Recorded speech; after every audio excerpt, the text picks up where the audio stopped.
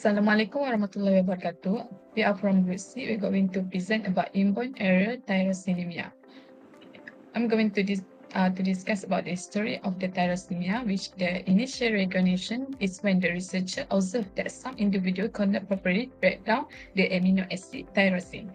And then in the year of 1992, Dr. Robert Tanguay from the Laval University identified the gene that responsible for fumarate lactoacetate hydrolase that implicated in the type 1 tyrosinemia.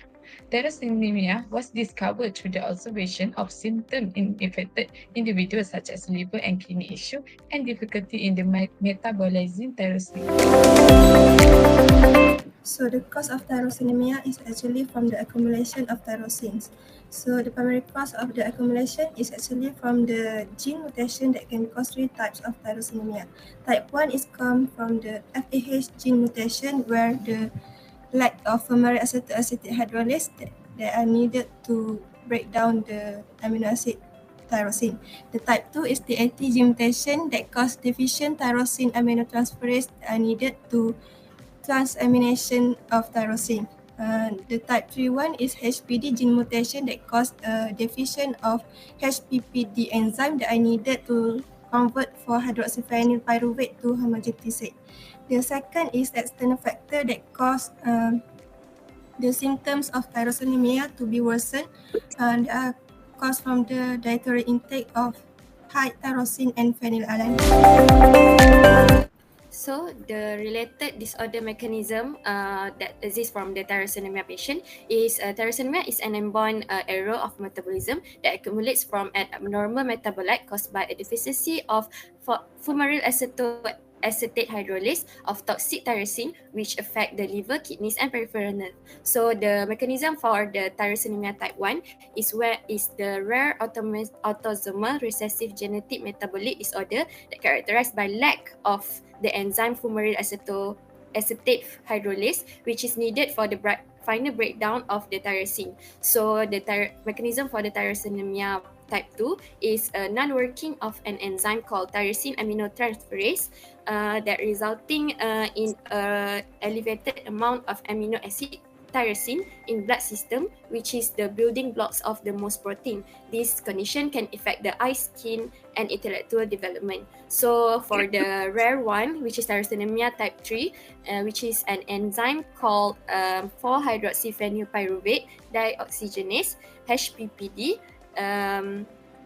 that have in the pathways was at the third pathways that which is this enzyme HPPD is the one of the enzyme that required for the multi-step process that breakdowns the tyrosine is not working. So if the enzyme HPPD is not working, it will increase the level of tyrosine and other related substance will build up in the body and damage the brain. So each type of tyrosinemia has different signs and symptoms. The most severe form, tyrosinemia type 1, typically manifests within the first few months of an infant's life. Infants with this condition often experience not gaining weight and lower rate of growth, as consuming high protein food result in diarrhea and vomiting. Additionally, affected infants may exhibit jaundice, emit a cabbage-like odor, and have an increased susceptibility to bleeding, especially nosebleeds. Furthermore, this type can cause liver and kidney failure, rickets, and elevate the risk of liver cancer. Meanwhile, tyrosinemia type 2 impacts the eyes, skin, and cognitive development. Symptoms include eye pain, redness, corneal opacity, hyperhidrosis, and thickened painful skin on the palms and soles. Occasionally, individuals also experience some level of intellectual disability.